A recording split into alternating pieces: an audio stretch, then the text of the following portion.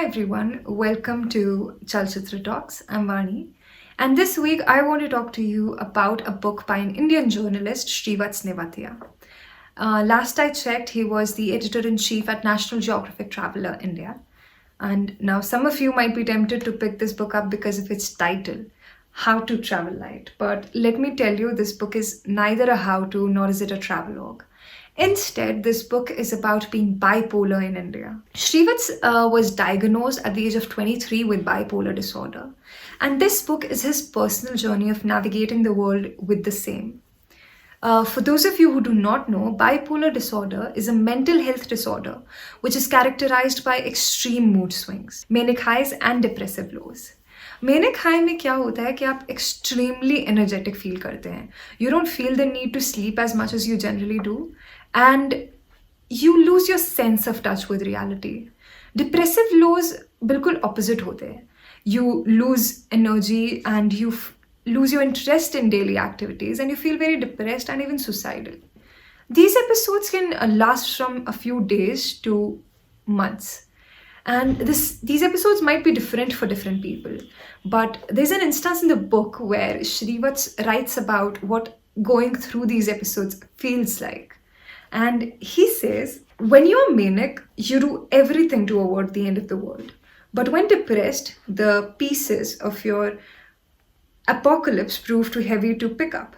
Depression seldom gives your hopelessness a narrative, and without a story to tell, your improvisations you find are as awkward as the smiles you manufacture. So, if you're someone who is diagnosed with bipolar disorder, or if you know someone who is diagnosed with the same, or if you just want to understand what it feels like to have a mental health disorder like bipolar disorder, I feel this book is a very safe spot for you to start from. Because Srivats Nevatia talks about his experiences at various mental health institutions across India. He writes about his experiences with mental health practitioners, trying to balance his work with these episodes and losing it, and his interviews with Diana Ek, Deepika Padukone, and he even writes about his sexual abuse and various instances that led him to where he is now. This book is also a beautiful example of how जब हम substance abuse को एक mental health disorder के साथ combine करते हैं, तो how toxic it can become.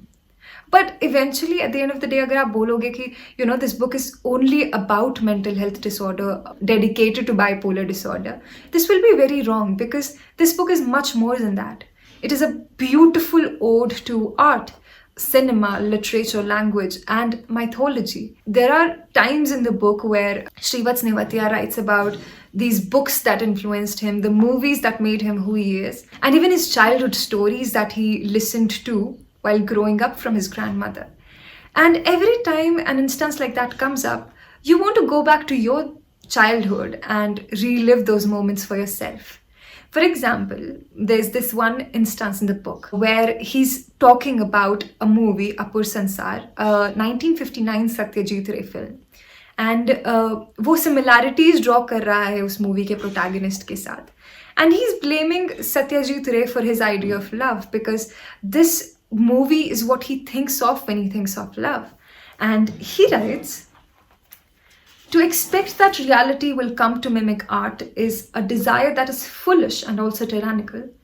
Ray had made me believe that the simple act of saying yes would help me chance upon a present that would correct the deficiencies of my past.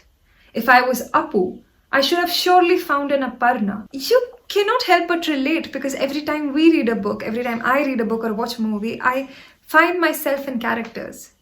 And you realize how relatable this is. So I have a paperback edition of this book, but you can also listen to it on Audible, which is an absolutely amazing app. It is a storehouse of audiobooks, and the thing I like the most about audiobooks is that they're very convenient. You can listen to them absolutely anywhere, while working in the kitchen, while exercising, and even while you are driving. There's a 30-day trial period that is available for Audible, and we have shared the link for the same with you in the description box below, so you can check it out later. Now, coming back to the book, How to Travel Light is a story about owning your narrative, no matter how complicated or disturbing or difficult it might be. Jane Austen once said, and Srivatsa talks about it in the book as well. She said, when pain passes, the remembrance of it often becomes a pleasure. And this book is a gentle reminder of the same. Now, you might find yourself in one of the pages and you might lose your sanity by overthinking, like I did for a couple of weeks. I bothered my doctor friends for so long. Or you might just accept this book as a shoulder to carry you through the days that are not as bright and light. I hope you liked this week's recommendation, and I'll be back again with another recommendation next week.